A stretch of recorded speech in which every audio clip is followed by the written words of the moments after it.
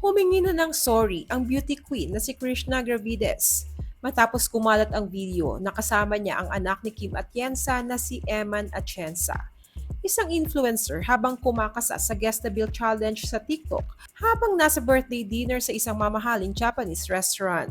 Ang Guess the Bill Challenge ay huhulaan ng mga kasali kung magkano ang kanilang bill at kung sino ang may pinakamalapit na hula sa actual bill ay siyang magbabayad ng lahat. Ang hula ni Krishna na 130,000 ay malapit sa total bill nilang nasa 133,000 pesos. Ipinakita sa video na nagtatawanan ang lahat habang bumubunot si Krishna ng card sa kanyang wallet. Umani ng kaliwat kanang pambaba siyang video dahil umano sa pagpapakita ng labis na pagsasplurge habang maraming kababayan ang nahihirapan sa buhay.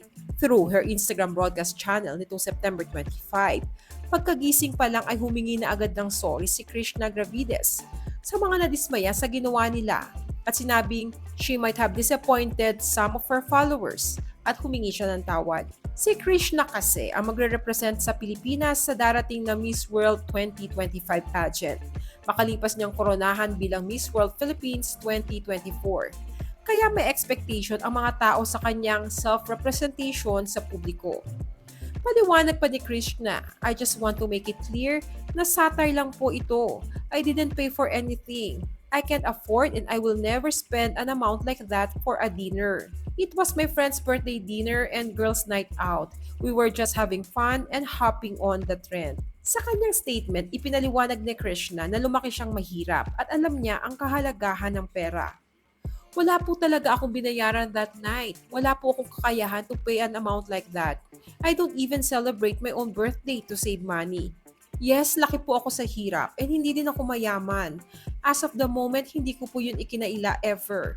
That's why I realized that I need to be more careful next time when involving myself in these type of contents. Lingid sa kaalaman ng marami, ang 23-year-old na si Krishna ay lumaki sa pangangalaga ng kanyang ina na isang single mother at kanyang lola.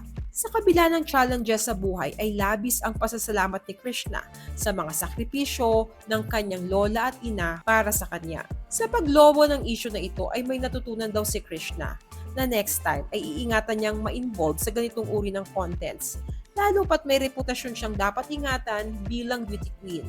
I should have been more sensitive of what's happening around us. I feel bad that this issue blew up and I might have disappointed some of you. Pati si Eman Atienza na anak ni Kuya Kim ay naglabas na rin ng statement at sinabing hindi talaga sila ang nagbayad ng bill that night, kundi ang agency ng kaibigan nilang birthday celebrant. Gayunpaman ay wala siyang nakikitang mali kung sakaling sila mismo ang magbayad nito, lalo pat sarili naman nila itong pera. Kit pa ni Eman, even if I had paid that amount, it's our choice and our freedom to spend the money we earned however we want. It was my friend's birthday and her agency treated us to a dinner. On top of that, even if I had paid that much, even if we did have that much money, it is our choice and our freedom to do what we want with money that we earn. Maraming netizens rin ang naniniwala na walang mali sa ipinost ni na Krishna at Eman. Ano pong opinion nyo sa isyong ito? Share your comments below.